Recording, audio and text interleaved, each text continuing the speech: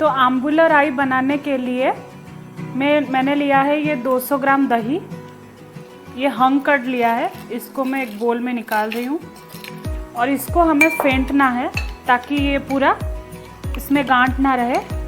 इसको अच्छे से आप फेंट लें। अब मैं इसमें लूँगी ये मैंगो जिंजर, इसको हम उड़िया में आम्बो कसिया अदा बोलते हैं। इसका स्मेल कच्चे आम के जैसा होता है और अदरक जैसा दिखता है।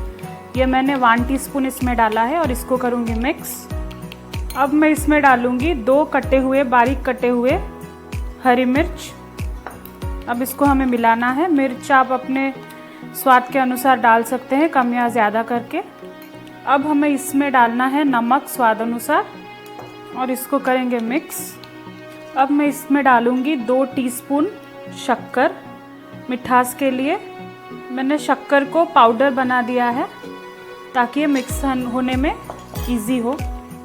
अब हमें इसमें डालना है सरसों का पेस्ट। ये सरसों को मैंने रात भर भिगोया है, फिर इसका एक पेस्ट बनाया है सुबह इसको ब्लेंड करके। खाली सरसों और कुछ नहीं, इसको थोड़ा सा पानी डाल के इसका पेस्ट बनाए। इसको मैं डाल रही हूँ 1.5 टीस्पून। इसको करूँगी मिक्स।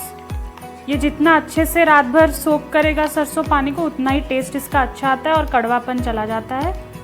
अब इसमें मैं और 1 टीस्पून डालूँगी हमारा ये मस्टर्ड यानी कि सरसों का पेस्ट, क्योंकि हमें थोड़ा वो फ्लेवर चाहिए, रॉ फ्लेवर इसका। और ये बिल्कुल कड़वा नहीं लगता अगर इसको आप सही प्रोसेस में डाल के करके डालें तो। अब हम इसमें डालेंगे मेन इंग्रेडिएंट जो कि है आम्बुला। ये हम वैसे तो ये कच्चा आम ही होता है। कच्चा आम को हम इसको अच्छे से धो के नमक मिला के इसको सुखाते हैं, सन ड्राई करते हैं 2-3 दिन के लिए, और तभी ये ऐसे ब्राउन कलर का हो जाता है और इसको हम सेव करके रखते हैं। इसको मैंने सोक किया है पानी में कट करके, और ये करीबन मैंने 100 ग्राम लिया है। इसको पूरा चॉप कर लें ऐसे जैसे मैंने किया है, और इसको हम इसमें डालेंगे। इसको हमें 2 घंटे सोक करके डालना है और इसको करेंगे मिक्स। अब हम इसमें डालेंगे ये बारीक कटा हुआ हरा धनिया 1 टेबलस्पून और इसको करेंगे मिक्स। अब हम इसमें डालेंगे ये रोस्ट किया हुआ जीरा।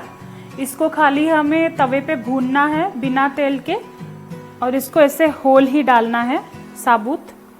ये मैं इसमें डाल रही हूँ 1 टीस्पून और इसको करेंगे मिक्स।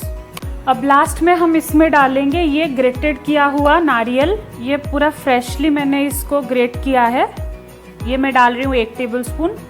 ये बहुत अच्छा नेचुरल मिठास देता है, और इसको करेंगे मिक्स अच्छे से। और इसको आप फ्रिज में रख के 15 दिन तक बहुत अच्छे से खा सकते हैं, कुछ नहीं होता। इसको आप अचार जैसा खाएं। ये चावल के साथ बहुत अच्छा लगता है, बहुत अच्छा कॉम्बिनेशन है। अब हम इसको करेंगे सर्व।